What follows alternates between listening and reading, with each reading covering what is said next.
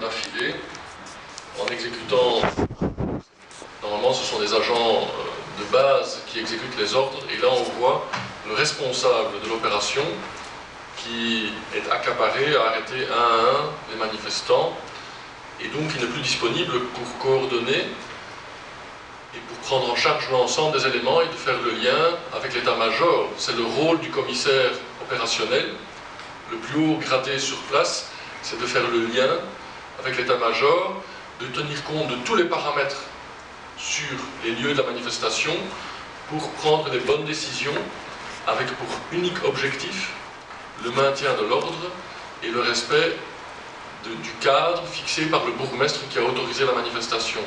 Et qu'est-ce qu'on voit? On voit que ce commissaire est en fait occupé à arrêter lui-même un à un les manifestants. Et donc il n'est plus disponible pour sa mission légale. Et là il y a une vraie confusion entre la mission légale et les envies ou les avis personnels d'une personne. Ça pose problème. Ça c'était mon introduction. En fait, le rôle de la police dans une société démocratique, c'est garantir la sécurité des citoyens et le respect des droits fondamentaux. Garantir la sécurité des citoyens, c'est dans la vie de tous les jours. Et là, vu qu'aujourd'hui on parle de violence policière, c'est pour ça que je suis là comme représentant de la Ligue des droits de l'homme, c'est la violence policière dans la vie quotidienne ou dans les quartiers, lors d'interpellations, des jeunes ou des moins jeunes, des basanés ou des moins basanés font l'objet de violences policières, à savoir un exercice illégitime et illégal de la force publique.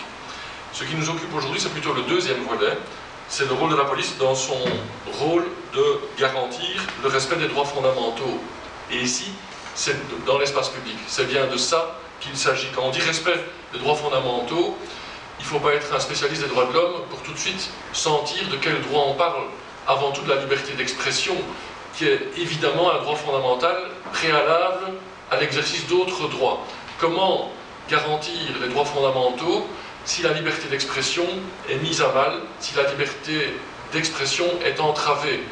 C'est pour ça qu'à la Ligue des droits de l'homme, nous avons consacré l'année 2013, l'année dernière, toute l'année, notre thème de l'année, c'était la liberté d'expression. Conscient que cette liberté d'expression est un préalable à l'exercice d'autres droits, notamment la liberté de manifester, la liberté de s'assembler, dont je vais parler, et qu'elle est de plus en plus mise à mal, et que dans une situation de crise économique et financière comme traverse la Belgique et l'Europe, cette liberté d'expression est d'autant plus importante. Notre thème de l'année 2014, c'est les droits économiques et sociaux, le bruit des droits qui craquent. Et j'ai envie de dire, cette manifestation de jeudi dernier rassemblait ces deux éléments-là. C'est une plateforme d'organisation qui s'inquiète par rapport à la crise et l'atteinte aux droits économiques et sociaux dans le cadre d'un futur traité, qui veut user de sa liberté d'expression et de sa liberté de manifester, et qui est entravée. Alors quand on parle de liberté d'expression, dans la foulée, la liberté de s'assembler et la liberté de manifester. Il est important que ces droits fondamentaux soient respectés, et pas seulement de pure forme, avec la tendance qui est de dire on va vous réserver un coin où vous pourrez crier aussi fort que vous voulez, mais ne vous inquiétez pas, ça ne va pas déranger, dit-on, aux organisateurs de l'événement ou du sommet ici, des lobbyistes industriels européens qui se réunissent au Palais d'Egmont et qui ne verront jamais qu'il y a un mouvement social qui essaye de faire valoir et montrer son mécontentement et son autre opinion. On l'a vu et on le voit de plus en plus dans l'organisation des manifestations à Bruxelles où il y a un réel problème. Je vais prendre un exemple, la visite du président chinois, où, après la saga de la demande d'organiser une manifestation était autorisée, mais surtout très loin du parcours emprunté par le président chinois, parce qu'il ne devait surtout pas voir la moindre banderole ou le moindre petit rassemblement contestant sa présence en Belgique pour venir signer des contrats juteux.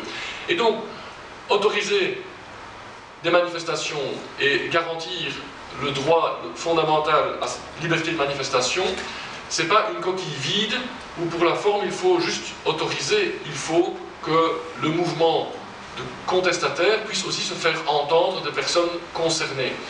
Et à la Ligue des droits de l'homme, ce que nous dénonçons, c'est cette atteinte, finalement, il y a une forme de criminalisation de la contestation sociale.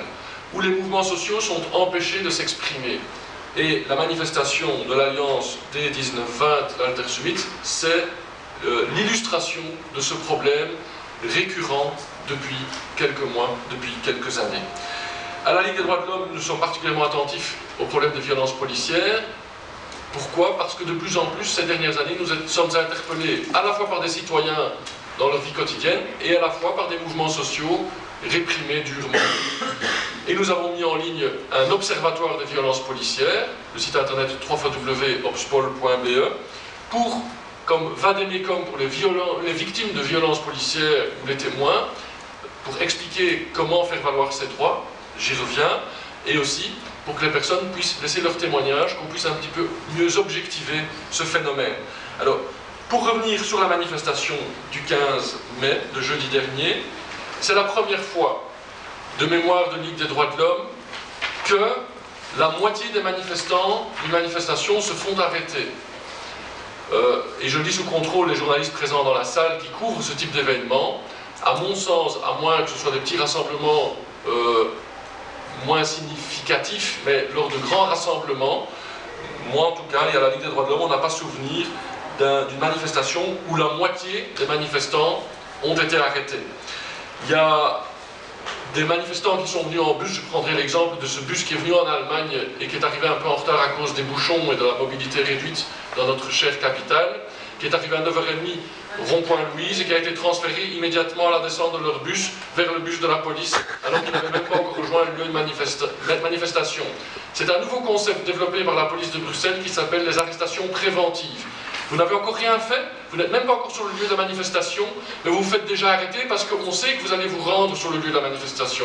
Ce concept avait été inauguré en 2010 lors d'une grande manifestation syndicale contre l'austérité, et en parallèle se déroulait un rassemblement des no-borders européens qui se réunissaient à Tours et Taxi. 200 jeunes ont voulu rejoindre la manifestation dans le centre-ville, se sont fait cueillir à la sortie des stations de métro, 200 personnes arrêtées préventivement, et la police se réjouissait de cette nouvelle méthode en disant ils n'ont pas causé de débordement. Bien évidemment, ils ont été arrêtés avant de rejoindre le lieu de la manifestation. Et donc, c'est vraiment quelque chose que la Ligue des droits de l'homme dénonce, ce sont ces arrestations préventives. Les circonstances des arrestations, où on l'a vu sur des images, massivement, des personnes sont menottées avec ces colchons en plastique, qu'en plus on serre pour faire mal. Alors que ça c'est la définition, ça tombe sous le coup de la torture, on serre pour faire mal, alors que les colchons ne sont là que pour maîtriser des personnes qui représentent un risque pour la sécurité publique, ce qui n'est pas le cas. Mais qu'on leur mette les colchons soit, mais alors pas pour faire mal. Alors, Philippe Van Kersbilt l'a dit, les personnes qui étaient arrêtées, mis en rang d'oignon, assis par terre, qui sont maîtrisées, qui sont encadrées par la police, on les arrosait.